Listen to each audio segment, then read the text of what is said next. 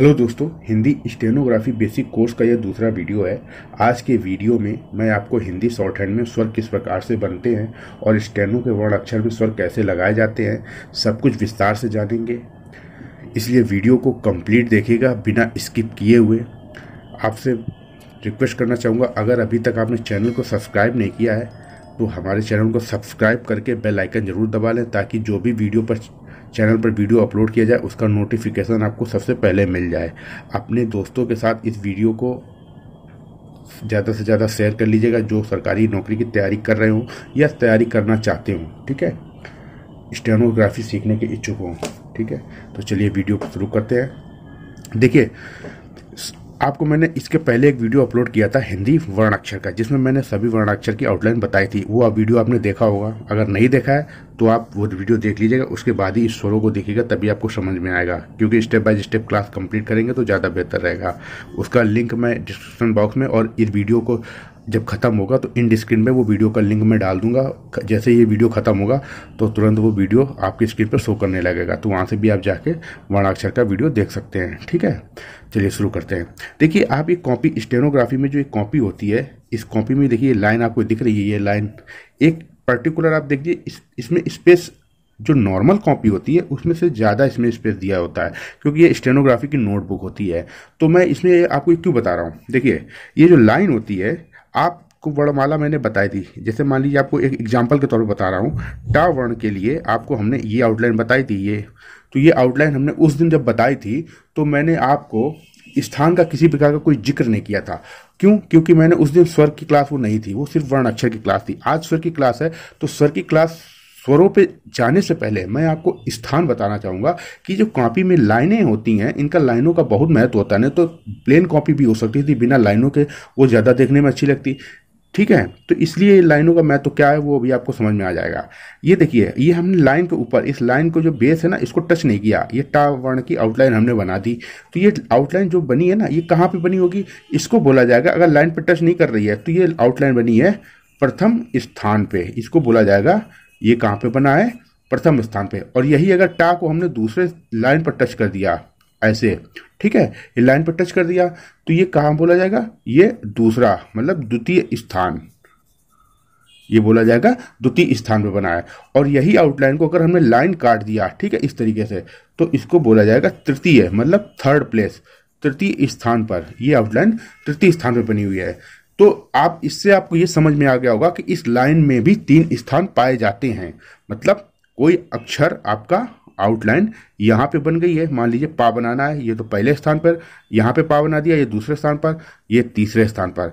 ये कैसे पता चलेगा दूसरे तीसरे स्थान पर? ये क्यों बता रहा हूं मैं? क्योंकि जो आपके स्वर आएंगे, जो स्वर होंगे, वो स्वर 2 तरीके से लगते हैं। एक स्वर लगता है, स्वर 2 तरीके से लगेंगे। ठीक है, एक स्वर लगेगा बिंदु से, ठीक है, एक स्वर लगेगा डैश से। डैश मतलब ये डैश, ठीक है, ये बिंदु। अब बिंदु भी 2 तरीके के होंगे। एक होगा मोटा बिंदु, एक होगा हल्का, मतलब लाइट बिंदु। ठीक है, अब मोटा बिंदु का मतलब आपको ऐसे करना पड़ेगा। हल्का बिंदु का मतलब बस ये हो गया हल्का, बस हल्का से दिखना चाहिए कि बिंदु है।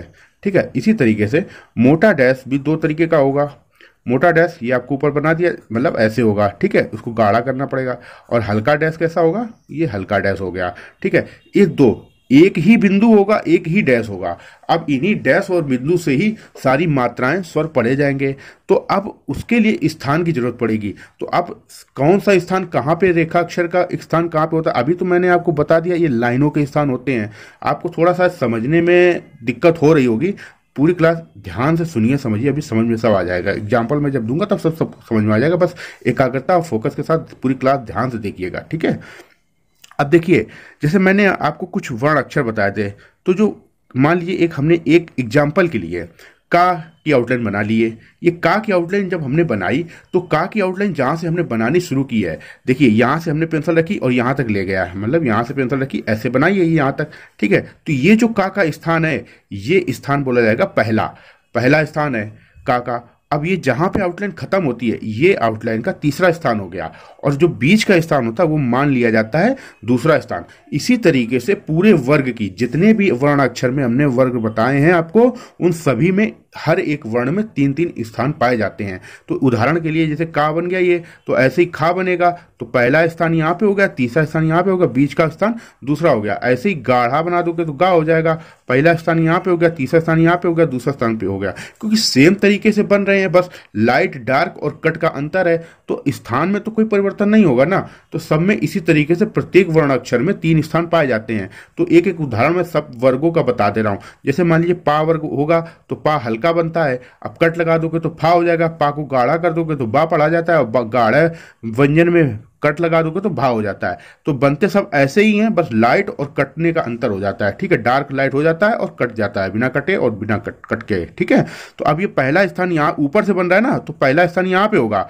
और जहां खत्म होता है ये तीसरा स्थान होता है और बीच का स्थान क्या होता है, दूसरा। ये इस तरीके से ध्यान से समझिएगा बिल्कुल।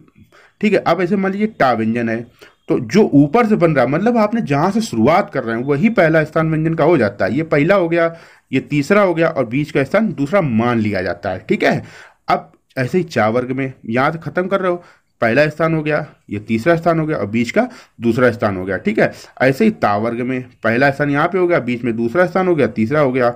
ये वाला ता बनाओगे तो यहाँ पे पहला स्थान हो जाएगा, ये बीच में दूसरा स्थान हो जाएगा और ये तीसरा स्थान हो जाएगा। ठीक है, यहाँ तक समझ में आ गया। ऐसे ही माँ व्यंजन है, ऐसे तो यहाँ से शुरू हो रहा है, दूसरा खत्म होने पर तीसरा स्थान। ये ना व्यंजन कहाँ शुरू हो रहा है, यहाँ पे पहला स्थान, दूसरा स्थान, तीसरा स्थान। ये ला व्यंजन यहाँ से शुरू हो रहा है, पहला स्थान, दूसरा स्थान, तीसरा स्थान।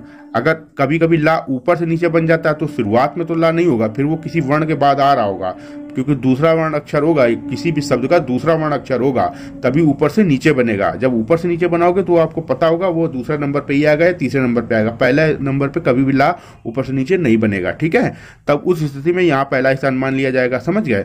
इसके बाद ये वाला रा अगर बना रहे हो तो पहला स्थान यहाँ पे, दूसरा बीच में और तीसरा अंत में। और ये वाला रा बनाओगे तो यहाँ पहला, यहाँ दूसरा, यहाँ तीसरा। ठीक है, हा व्यंजन अगर नीचे से ऊपर बनाते हो तो पहला, दूसरा, तीसरा। अगर ऊपर से नीचे बनाते हो तो पहला, दूसरा, तीसरा। ठीक है, इस तरीके से। या व्यंजन ऐसे बनाओगे, पहला स्थान नीचे से बन रहा है, दूसरा, तीसरा।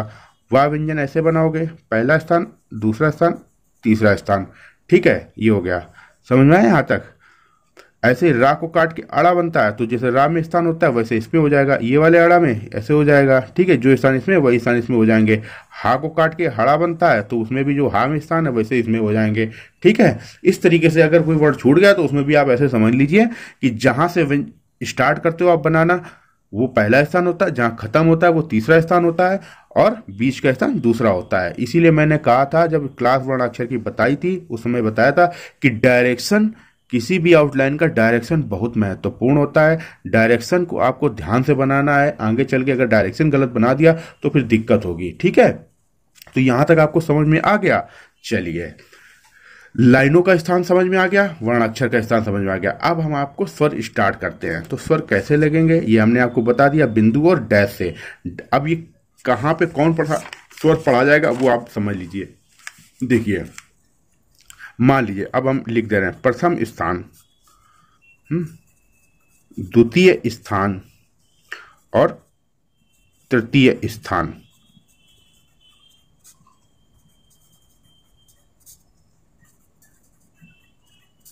ठीक है, ये लाइन खींच ले रहे हैं इधर ऐसे। ठीक है,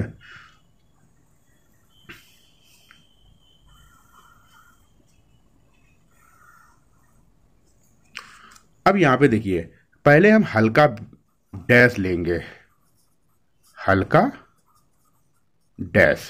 अगर किसी भी वर्ण अक्षर के पहले किसी भी व्यंजन, हम वर्ण अक्षर लंबा शब्द हो रहा है, बोलने में थोड़ा आपको बड़ा लगेगा इसलिए मैं सीधे से व्यंजन बोल रहा हूं। ठीक है, किसी भी व्यंजन के पहले स्थान पर अगर आप हल्का डैश लगाएंगे, ये हल्का डैश हो गया, तो वो डैश छोटा आ बढ़ा जाएगा। ठीक है, यही डैश किसी भी व्यंजन के दूसरे स्थान पर लग गया तो ये ओ पढ़ा जाएगा।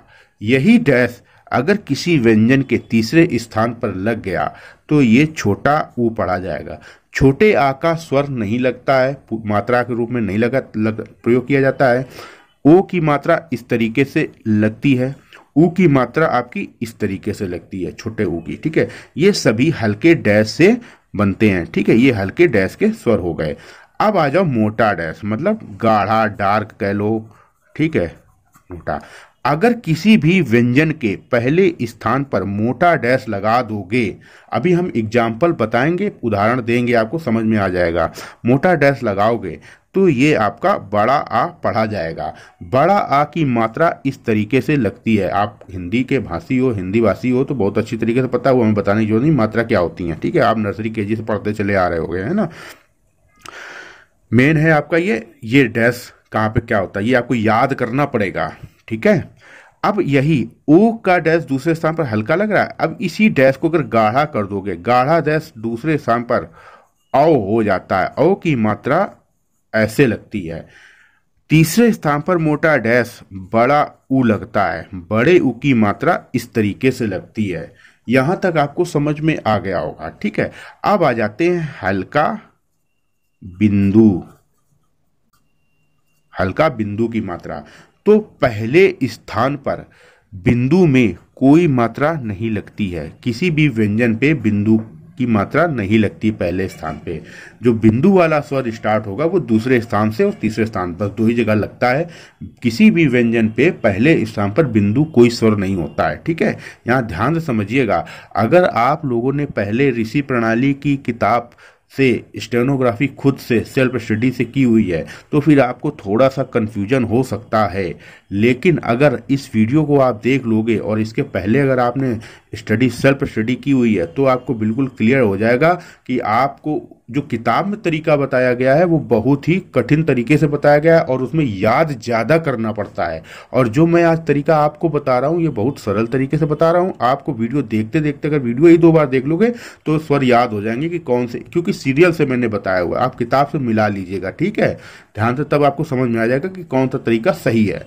ठीक है, मैं आपको बताना चाहूँगा, अगर आप हमसे जुड़कर, हमारे साथ जुड़कर, इस चैनल से जुड़कर स्टेनोग्राफी की कंप्लीट तैयारी करना चाहते हो, कंप्लीट कोर्स ज्वाइन करना चाहते हो, बिल्कुल जीरो से, बेसिक से लेके एडवांस तक, मतलब जीरो से लेके, आज आपको कुछ भी क ख ग नहीं पता है, जीरो से लेके आपको 140 160 की गति तक की क्लास अगर आप स्पीड पाना चाहते हो शॉर्ट हैंड पे तो आप हमसे जुड़ सकते हो। जुड़ने के लिए आप हमसे संपर्क कर सकते हो। नंबर मेरा कई वीडियो में दिया गया, इस वीडियो में मैं नंबर दे दूंगा। ठीक है, टेलीग्राम पर या व्हाट्सएप पर मैसेज कर दीजिएगा, अपना नंबर डाल दीजिएगा, मैं कॉल कर लूँगा। ठीक है, या जो नंबर दूंगा उस पर आप 6 से 8 के बीच में कॉल कर लीजिएगा। ठीक है, चलिए, ये बिंदु की जो हल्का डैश जो होगा वो ए पढ़ा जाएगा। ए की मात्रा इस तरीके से लगती है। ठीक है, अब यही बिंदु हल्का है दूसरे स्थान पर, किसी भी वर्ण पे दूसरे स्थान पर अगर मोटा बिंदु लगा दोगे तो वो अय हो जाता है और अय की मात्रा में ऊपर ऐसे डबल लगती है। अब तीसरे स्थान पर हल्का बिंदु छोटी ई पढ़ा जाएगा। छोटी ई की मात्रा इस तरीके से लगाई जाती है। तीसरे स्थान पर मोटा बिंदु बड़ी ई पढ़ा जाता है। बड़ी ई का स्वर इस तरीके से लगता है। तो यहां तक आपको बिल्कुल स्पष्ट रूप से क्लियर समझ में आ गया होगा, साफ साफ। ठीक है, अगर कोई दिक्कत है तो फिर वीडियो को जहां से स्टार्ट किया मैंने शुरू किया वहीं से फिर से चला के देख लो, एक बार फिर से समझ लो, आपको समझ आएगा। अब आपको ये स्वर याद करने पड़ेंगे। ठीक है, 3 3 6 4 10 स्वर ये हो गए। ठीक है, अब बचे दो स्वर कौन से, एक होता है अनुस्वर, जैसे अंगा जिसको बोलते हैं, ये अंगा, ये सॉरी अंगा नहीं, अंक की मात्रा। तो अंक की मात्रा जो होती है वो शून्य से पढ़ी जाती है। किसी भी वर्ण के पहले स्थान पर अगर एक छोटा सा शून्य लगा दोगे, और ये मात्राएं कहाँ पे लगेंगी, स्थान तो आपको पता चल गया, लेकिन कई डाउट होगा ना, जैसे मान लीजिए का है तो इधर लगाओगे कि यहाँ लगाओगे। पहला स्थान तो पता चल गया, ये है कि ऊपर लगेगी नीचे लगेगी, ये मैं अभी सब समझाऊंगा आपको, बिल्कुल समझ में आ जाएगा। इत्मीनान से बस वीडियो धैर्य से देखते रहिए। पहले स्थान पर शून्य लगा दोगे तो ये अंक की मात्रा पढ़ी जाएगी। और इसके बाद आ जाती आहा। आहा मतलब विसर्गें। विसर्गों का प्रयोग जो हमने हा बताया था, हा व्यंजन, हा व्यंजन आपको लिख के ऐसे बताया था, ये वर्ण बनता है। आगे चल के प्रत्येक वर्ण के एक दूसरा रूप आएगा, उसको बोलते हैं आंकड़ा। आंकड़ा, आंकड़ा मतलब छोटा छोटा। हर एक वर्ण को हम दूसरे तरीके से भी बताएंगे, मतलब अगर जब दूसरा तरीका बताएंगे तो ये पहला तरीका नहीं भूलना नहीं है, वो तरीका होगा जहां पे उसकी आवश्यकता पड़ेगी उसको लिखना है, और जहां पे इसकी आवश्यकता होगी ये सा लिखना है, ठीक है। तो जब आंकड़ा आएगा तो हा का आंकड़ा वो इस तरीके से बड़ा सा शून्य होगा, तो इस शून्य से ही उस वर्ण अक्षर में, जैसे अतः आ गया तो अतः का तो शब्द चिन्ह होता है। अब शब्द चिन्ह क्या है ये अभी आपको समझ में नहीं आएगा, आगे चल के आगे की क्लास आएंगी आपकी सब चीज सब कुछ पता चलेगा, स्टेप बाय स्टेप चलेगा, ठीक है। तो यहां समझ लीजिए कि विसर्ग के लिए आपको अभी किसी भी प्रकार के स्वर का प्रयोग नहीं करना है। इसके लिए आगे जब हम आपको क्लास बढ़ेंगे, आगे शब्द जोड़ना सिखाएंगे अगली क्लास में, उसके बाद जब नॉर्मल दो वर्णों को या दो से अधिक वर्णों को, 2, 3, 4 वर्णों को एक साथ कैसे जोड़ के शब्द बनाया जाता है ये सिखाएंगे। इसके बाद उसके अगली क्लास जो आएगी उसमें हम आपको सभी वर्णों के साथ जोड़ के जो शब्द बनाएंगे उनमें स्वरों का प्रयोग कैसे होगा, दो वर्णों के बीच में स्वर कैसे आएंगे, सब तरीके के हम आपको उदाहरण दे के समझाएंगे, और बहुत स्पष्ट रूप से क्लास होगी वो आपकी, ताकि आपको आसानी से समझ में आ जाएगा। संदेह डाउट किसी भी प्रकार का कोई आपका क्वेश्चन नहीं बचेगा अगर आपने पूरी क्लास धैर्य के साथ देख ली है। अगर स्किप करोगे तो फिर कुछ समझे में नहीं आएगा। स्टेनोग्राफी में, स्टेनोग्राफी की वीडियो आपको स्किप करके बिल्कुल भी नहीं देखनी है, जरा सा भी, ठीक है। और स्पीड बढ़ा के भी नहीं देखनी, क्योंकि बढ़ा के देखोगे तो भी आपकी चीजें, बहुत सी चीजें आपके ऊपर से उड़ जाएंगी, समझ में नहीं आएंगी। बिल्कुल धीरे से देखिएगा, है ना। तो इसलिए विसर्ग आहा की मात्रा आपको कोई अभी याद नहीं करनी है, आगे जब आएगी तो मैं आपको बताऊंगा। अभी जो एक्सरसाइज भी मैं बताऊंगा उसमें भी आहा का कहीं प्रयोग नहीं होगा, ठीक है। इसलिए कोई परेशानी की बात नहीं है, यहां तक आपको स्वर समझ में आ गए होंगे। चलिए अब मैं आपको कुछ उदाहरण देके समझाता हूं, ठीक है। चलिए मान लीजिए अब लिखा, अब तो बा व्यंजन बनेगा।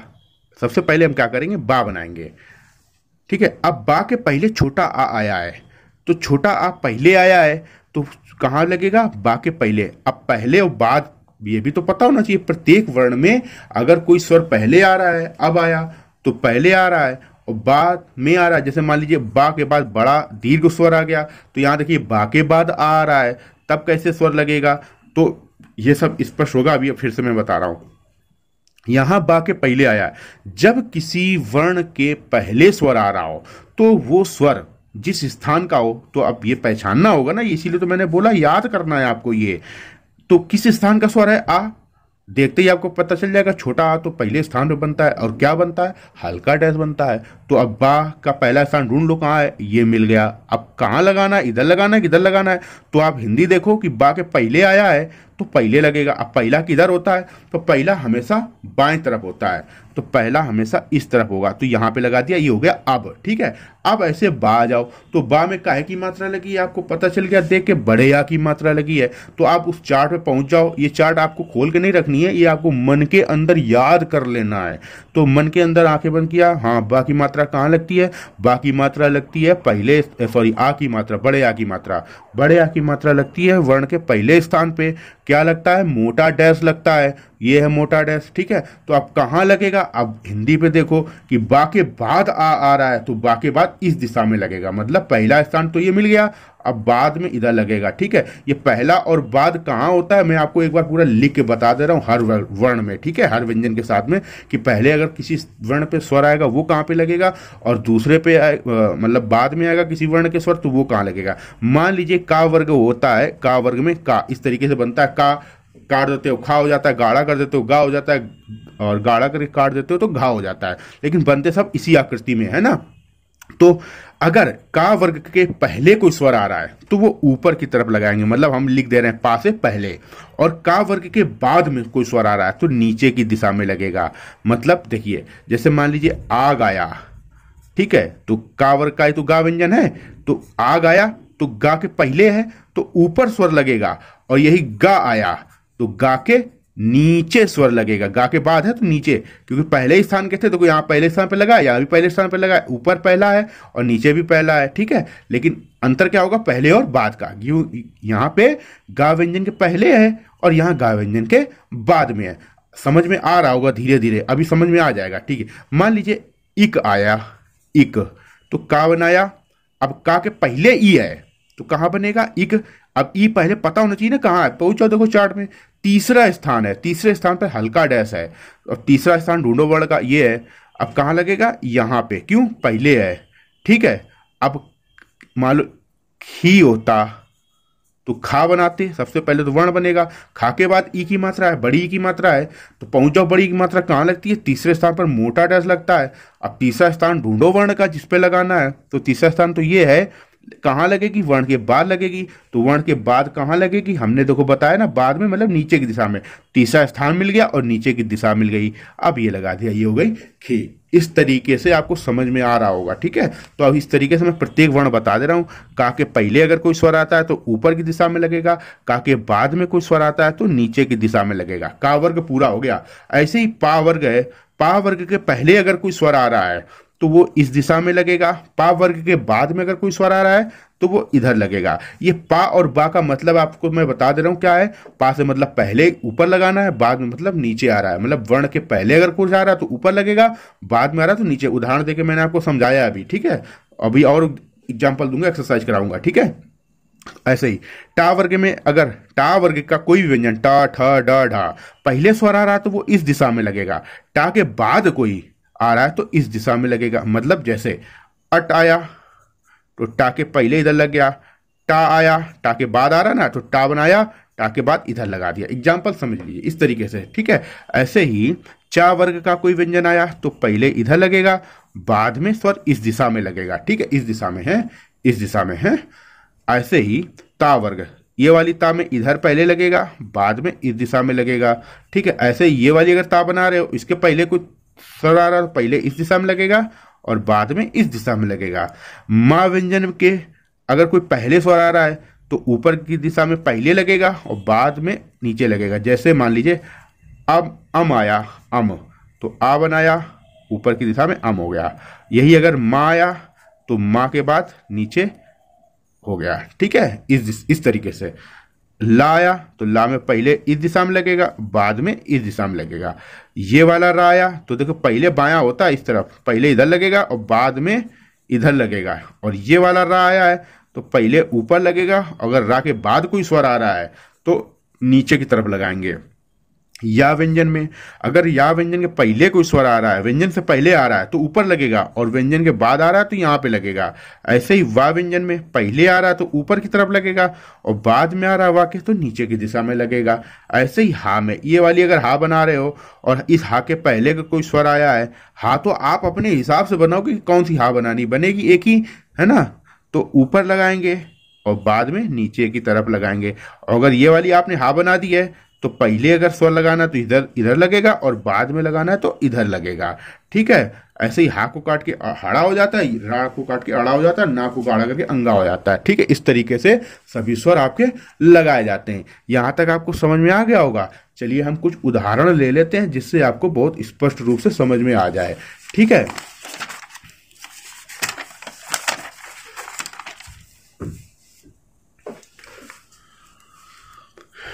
आठ, ये सब ध्यान से समझिएगा। ठीक है, देखिए आठ बनाया, आस, अभी इनकी स्टेनोग्राफी में बताऊंगा। ठीक है, अभी आपको केवल हिंदी लिख लेता हूं। आध, इनको आपको एक करके प्रैक्टिस एक एक दो दो लाइन करनी होगी। आ वो,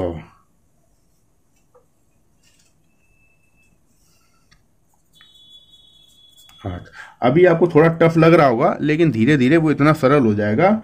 स्थान बस इस क्लास को ध्यान से देखिएगा, ध्यान से, मतलब बहुत एक दो बार तीन बार देख लीजिएगा जिससे आपको स्पष्ट रूप से समझ में आए। जितना ज्यादा देखोगे उतनी ज्यादा याद रहेगा। ला, बा, कुछ उदाहरण वर्णों के बना दे रहा हूं, बाकी इससे आपको आइडिया लग जाएगा और आपको उसको लगाना आ जाएगा। ठीक है, सिंगल वर्ण के कुछ शब्द ले लिए हैं, पहले के बाद के, है ना। मान लीजिए रा हो गया। देखिए ठा व्यंजन, सबसे पहले हम क्या करेंगे, वर्ण, क्योंकि स्वर तो हमें वर्ण पे लगाना होता है ना, तो सबसे पहले हम ढांचा खींचेंगे। अब ढांचा क्या बनेगा, ठा व्यंजन। ठा व्यंजन ऐसे बनाया, ऐसे कट लगाया, ठा हो गया। अब ठा के पहले आ रहा है तो ठा के पहले आ है, क्या है, बड़ा आ। तो बड़ा आ कैसे लगता है, आपको याद होना चाहिए, मोटा डैश होता है और पहले स्थान पर होता है, तो यहाँ पे लगेगा। ऐसे ही सा बनाया, अब कोई भी एक सा बनानी है, दोनों थोड़ी ना बनेगी। तो सा के पहले आ है तो इस दिशा में लगेगा।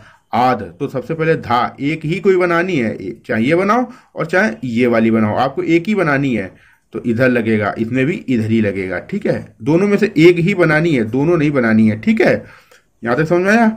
आप पा व्यंजन बनाया, पा के पहले आ की मात्रा आ गई। ता बनाया, ता के पहले है सब में ये।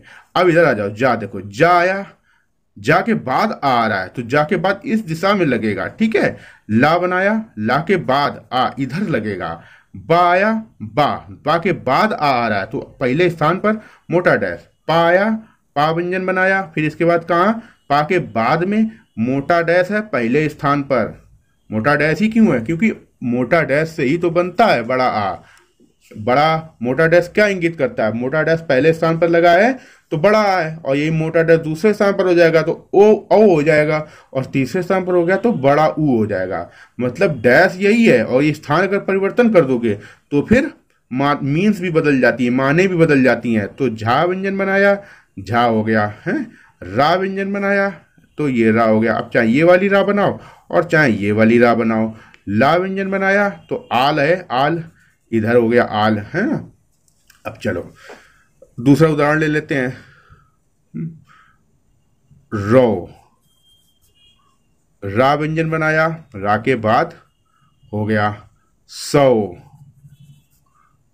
सौ बनाया, सा के बाद दूसरे स्थान पर लग गया है। और ठा व्यंजन बनाया, ठा के पहले आ गया अब यहाँ पे तो औ हो गया ठा। ठीक है, और यही देखो और लिखना होता तो रा व्यंजन हम बनाते, रा के पहले और है तो यहाँ पे लगाते मात्रा ऊपर की दिशा में। ठीक है, औस होता, औस तो सा व्यंजन बनाते, सा के पहले औ है तो यहाँ पे लगती मात्रा। ठीक है, इस दिशा में। ठव होता तो ठा व्यंजन बनाओगे, ठा के बाद औ हो जाएगा। ठीक है, यहां तक समझ में आ गया। चलिए, ओ ब या ओब, ओब, बा बनाओ, बा हो गया, बो। ये मैं कुछ उदाहरण दे रहा हूं आपको, बस तरीका आपको इतना समझ में आ जाए कि कैसे लगाना है। ठीक है, इससे आपको बस आइडिया मिल जाएगा। ओम लिखा तो ओम, ओ की मात्रा है, माँ के पहले है। ओ की मात्रा कैसे बनती है, दूसरे स्थान पर हल्का डैश, तो दूसरा स्थान ढूंढो जिस वर्ण पे लगाना है। माँ का दूसरा स्थान ये हो गया। अब कहाँ लगाना है, माँ के पहले है तो ऊपर लगेगा। इतना समझ में आ गया। यही अगर मो होता तो माँ बनाते, अब माँ के बाद ओ की मात्रा है, कहाँ लगेगी, माँ के बाद लगेगी। कहाँ पे लगेगी ओ की मात्रा, ओ कैसे बनता है, ओ बनता है हल्का डैश दूसरे स्थान पर, तो दूसरे स्थान पर हल्का डैश लगा दो। ठीक है, समझ गए, यहां तक समझ में आ गया। अब मान लो लिख दिया है हमने इब, बा बनाया, बा के पहले ई है तो बा के पहले लगानी है, लेकिन ई किससे बनता है, हल्का बिंदु तीसरे स्थान पे, तो तीसरे स्थान पर हल्का बिंदु। यही अगर ये बी हो गई तो ये देखो है जरूर लगी इधर पहले से, लेकिन ये मात्रा है तो मात्रा हमेशा वर्ण के बाद ही लगती है ना। तो अब ये कहाँ लगेगी, बा के बाद में, है ना, हल्का डैश। यही अगर ईब होता तो बा बनता और ये मोटा डैश हो जाता, और ये बी होता तो ये हो जाता। यहां तक समझ में आ गया। ठीक है, मान लो ई से लिखना है तो सा बनेगा, तीसरे स्थान पर पहले लग गए हैं। यही अगर सी लिखना है तो सी ये हो गया। अगर ये वाली अगर आप सा बना देते हो तो मात्रा यहां लगेगी, ये वाली सा बना देते हो, सॉरी ये ईस में यहां लगेगी, यहां नहीं, यहाँ लगेगी, सी में इधर लगेगी। ठीक है, बाद में है। यहां तक समझ में आ गया। चलिए, अब ये सिंगल वर्ड में आपको समझ में आ गया होगा। इतने उदाहरण बहुत हैं, अब आगे ज्यादा उदाहरण बताने से कोई फायदा नहीं है। आप भी थोड़ा प्रयोग अपनी तरफ से कीजिएगा, है ना। अगर नहीं समझ में आ रहा है, अगर अभी भी कोई किसी वर्ण में डाउट लगाने में नहीं समझ में आता है तो आप हमें बता दीजिएगा। ठीक है, वीडियो में कमेंट कर दीजिएगा, फिर से बता दूंगा। वैसे डाउट आना ही नहीं है, क्योंकि इतने खुद में प्रैक्टिस करा दूंगा एक्सरसाइज की कि सारा डाउट ही खत्म हो जाएगा। ठीक है, ये सिंगल वर्ड में आपको समझ में आ गया होगा, है ना। चलिए, अब आगे दूसरा बता देते हैं। आगे बढ़ने से पहले मैं आपको एक चीज और बताना चाहता हूं, वो आगे की क्लास का टॉपिक है, लेकिन अभी वो मैं बता देता हूं ताकि आपको सरल हो जाए शब्द जोड़ना। देखिए, आपको हमने बताया कि प्रत्येक वर्ग, जितने भी का वर्ग है, पांचों वर्ग हैं, का वर्ग, पा वर्ग, चा वर्ग, टा वर्ग, ता वर्ग, है ना, सभी में चार चार वर्ण है, और प्रत्येक वर्ग का दूसरा वर्ण और चौथा वर्ण कटा हुआ बनता है। मतलब खा बनता है कटा हुआ, तो घा कटा हुआ बनता है, फा भी कटा हुआ बनता है, और घा भी भा भी कटा हुआ बनता है, था कटा हुआ बनता है, था को काटना पड़ता है ना, और धा को काटना पड़ता है, फा को काटना पड़ता है, भा को काटना पड़ता है ना। इस तरीके से ठा है, ढा है। तो जितने कटे हुए वर्ण पड़ते हैं या जिनको डैश से काटते हैं हम लोग पेंसिल उठा के काट देते हैं, ठीक है, उनमें उनको काटना ना पड़े, उसके लिए एक ट्रिक मैं आपको बता रहा हूं। देखिए, मान लीजिए कोई भी शब्द कटे हुए व्यंजन से स्टार्ट हो रहा है। मान लीजिए हमने आपको बताया खम, तो इसमें आपको क्या करना पड़ेगा, अब दो वर्ण कैसे जोड़ना है। तो सबसे पहले हम क्या करेंगे, खा बनाएंगे, अब बिना पेंसिल उठाए माँ बनाएंगे, अब काटेंगे। ये नहीं कि पहले खा बना लिया ऐसे और फिर पेंसिल उठा के फिर माँ बनाया, ये तरीका नहीं करना होता, ये तरीका गलत होता है। पहले पूरा वर्ण कंप्लीट करेंगे, पूरे जितने भी वर्ण उस शब्द में आए हैं, इसके बाद देखेंगे कौन कौन से वर्ण हमें काटने हैं, ये बाद में किया जाता है। ध्यान से समझिएगा, है ना, बिल्कुल भी जल्दबाजी ना कीजिएगा। अब मान लीजिए मख लिखना है, तो माँ बनाया, खा बनाया, अब काट दिया। तो जो हम पेंसिल उठा के काट रहे हैं, ये हमको पेंसिल ना उठाना पड़े, इससे क्या होता है, गति में प्रभाव पड़ता है। तो आगे चल के आपकी गति में प्रभाव, क्योंकि छोटा छोटा समय हमें थोड़ा थोड़ा समय बचाना होता है स्टेनोग्राफी में। कहाँ कहाँ हम समय बचा सकते हैं, यही तरीका पूरा सीखना होता है। हमेशा यही प्रोग्रेसिव रहता ही है, हमेशा आपको यही, मतलब हमेशा आपको अपनी प्रगति बनाए रखना है कि कितना समय कहाँ से हम बचा सकते हैं, किस आउटलाइन को कम कर सकते हैं, कितना छोटा काट सकते हैं। काट छाट आपकी हमेशा चालू रहेगी, चाहे आप सिलेक्शन हो जाए उसके बाद भी अगर आप अपनी स्पीड बढ़ाना चाहते हो तब भी आप अपनी काट छाट करते रहोगे अपनी आउटलाइन में, कितना कितना छोटा कर सकते हैं किस आउटलाइन को, वो धीरे धीरे होगा। ठीक है, तो अभी आप ये यहाँ पे समझिए। तो अभी आपको ये पेंसिल उठा काटना पड़ रहा है, इसके लिए हमें काटना न पड़े, हम क्या करेंगे कि हम क्या करेंगे, उस वर्ण के पहले, मान लीजिए शुरुआत में ही कटा हुआ वर्ण आ गया, तो हम क्या करेंगे, पहले एक डैश तिरछा निकालेंगे ऐसे, फिर ये वर्ण स्टार्ट करेंगे, फिर माँ बनाएंगे। अब ये हो गया खम। फिर से बता दूं बनाना वो कैसे, ऐसे ऐसे करके, ऐसे ऐसे, ये हो गया खम। अब हमें पेंसिल नहीं उठानी पड़ी, ये जल्दी हो जाएगा। ठीक है, अब मान लो मक लिखना था, अब किसी वर्ण के अंतिम व्यंजन आया कटा हुआ, तो माँ बनाया, खा, ऐसे डैश बाहर निकाल दिया। अब मान लीजिए बीच में आ गया, तब तो पेंसिल उठा काटना ही पड़ेगा। ये सिर्फ और सिर्फ डैश, जो डैश वाला ट्रिक है, ये या तो शुरुआत में हो या तो अंत में कटा हुआ व्यंजन हो, तभी काम करेगा, बीच में काम नहीं करेगा। बीच में तो काटना ही पड़ेगा, बीच में डैश कैसे निकाल दो, क्योंकि आगे तो वर्ण जोड़ना है, डैश निकल ही नहीं सकता है। तो उसके मान लीजिए मखमल लिखना है, म ख म ल, तो माँ बनाएंगे, खा बनाएंगे, फिर माँ बनाएंगे, फिर ला बनाएंगे, इस तरीके से वर्ण जोड़ते चले जाएंगे। अब देखो इसको काटना पड़ा, तो ये नियम याद रखना कि बीच में अगर कोई भी कटा हुआ वर्ण आया तो डैश निकालने के चक्कर में मत पड़ना, वो कटेगा ही कटेगा। लेकिन ये शुरुआत में आया तो डैश निकलेगा, अंत में आया तो डैश निकलेगा। अब किस वर्ण के लिए कैसे डैश निकाला जाता है वो मैं आपको बता दे रहा हूं, वो आपको बोल बोल के प्रैक्टिस कर लीजिएगा। ठीक है, देखिए खा बनेगा ऐसे, प्रारंभ में अगर आएगा, और अंत में आएगा तो ऐसे डैश निकलेगा। अब खा भी ऐसे बनेगा और घा भी ऐसे बनेगा। अब दोनों बताने की हमें जरूरत नहीं है, क्योंकि बस लाइट और डार्क का अंतर होता है, गाढ़ा और हल्के का। ठीक है, यहां तक समझ में आ गया। अब फा व्यंजन में पहले आया तो डैश ऐसे निकलेगा और अंत में डैश ऐसे निकलेगा।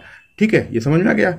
ठा व्यंजन में पहले डैश ऐसे, ये तिरछा डैश निकलता है, सीधा डैश ना निकाल देना गलती से, क्योंकि सीधा डैश के लिए और कुछ पढ़ा जाता है, वो मैं आपको बताऊंगा। सीधा डैश कैसे होता है, सीधा डैश ऐसे होता है, सीधा डैश ऐसे होता है, मतलब बिल्कुल सीधा लगा दिया आपने, सीधा, ये डैश नहीं निकालना है इस तरीके से, ये डैश और कुछ पढ़ा जाता है। ठीक है, वो क्या पढ़ा जाता है वो आगे मैं बताऊंगा।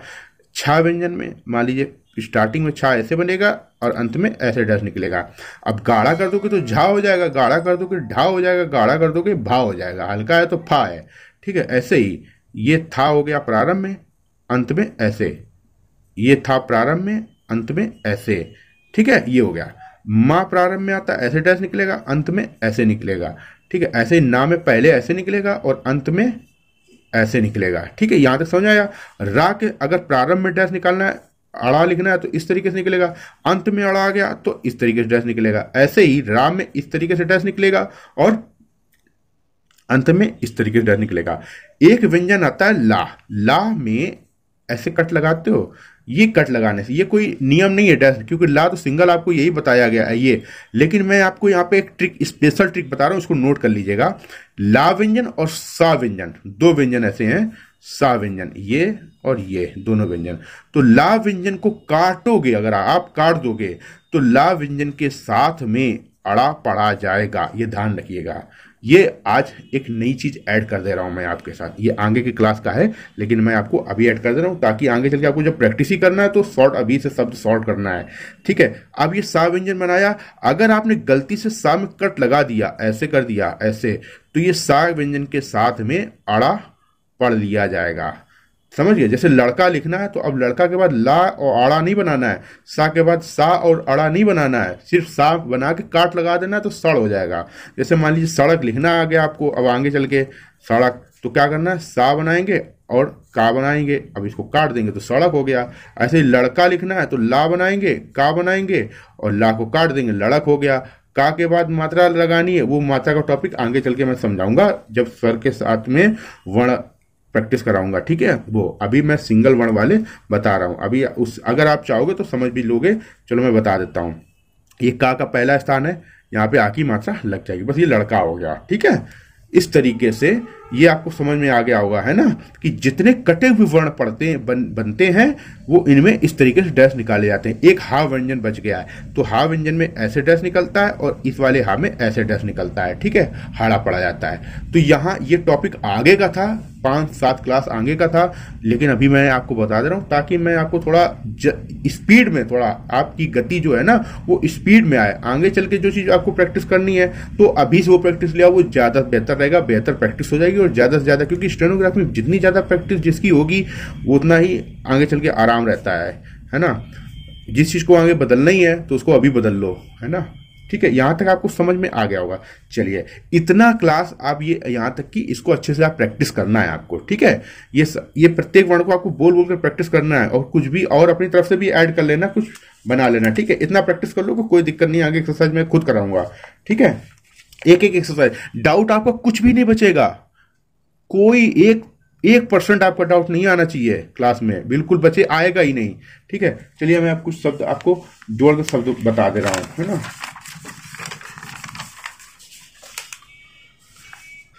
जैसे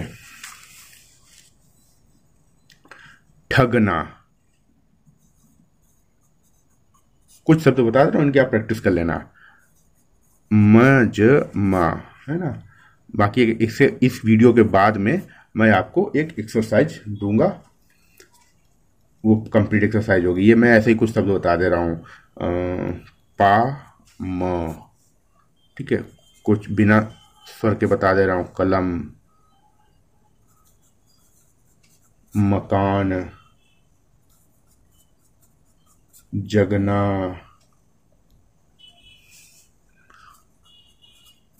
जाट, गला, घटा, झाड़ा,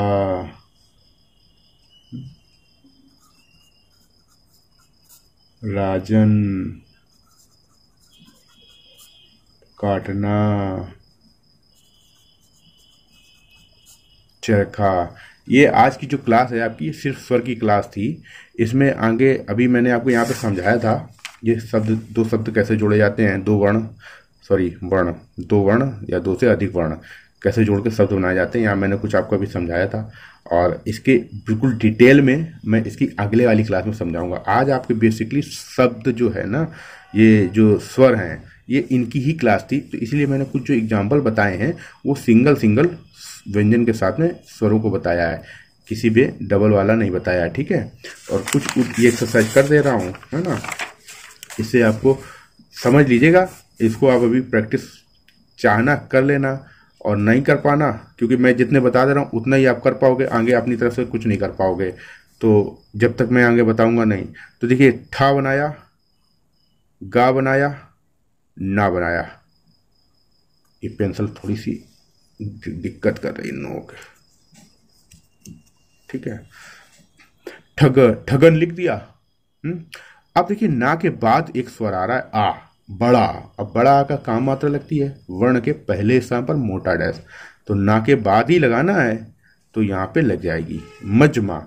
तो अब देखिए ये वाला माँ बनाना है, ठीक है, क्यों डैश निकाल दिया, माँ हो गया, ना में डैश निकाल के माँ पढ़ लिया जाता है, म ज माँ, मजम हो गया। अब माँ के बाद आ की मात्रा पहले स्थान पे यहाँ लगा दिया, ला ला, तो ला ला, यहाँ पे पहले स्थान पर ला की मात्रा, आ की मात्रा, और यहाँ पे आ की मात्रा, ये हो गया। आप एक चीज ध्यान नोटिस किए होगे कि मैं पहले पूरा व्यंजन कंप्लीट कर ले रहा हूं, इसके बाद में मात्रा चढ़ा रहा हूं, तो यही आपको करना होता है। पूरा व्यंजन, उस शब्द में जितना भी व्यंजन आया हुआ होता है वो सब बनाते चले जाएंगे। स्वर बाद में श्रृंगार करते हैं स्वरों से, ठीक है, स्वर से सजाया जाता है शब्द को, ठीक है। स्वर जो काम करते हैं वो सजाने का काम करते हैं, इसीलिए हमें सजाने की सहायता पड़ती है स्वरों की। पा म, ठीक है, ये म हो गया, पा म। कलम, इसमें कोई स्वर नहीं है, कलम, डैश निकाल दिया। मकान, म का न, का में आ की मात्रा, तो का यहाँ पे पहला स्थान मिल गया। ज न, पहला स्थान पे मात्रा यहाँ लग गई, ठीक है। जाट, जा व्यंजन, टा व्यंजन, पहले स्थान पे।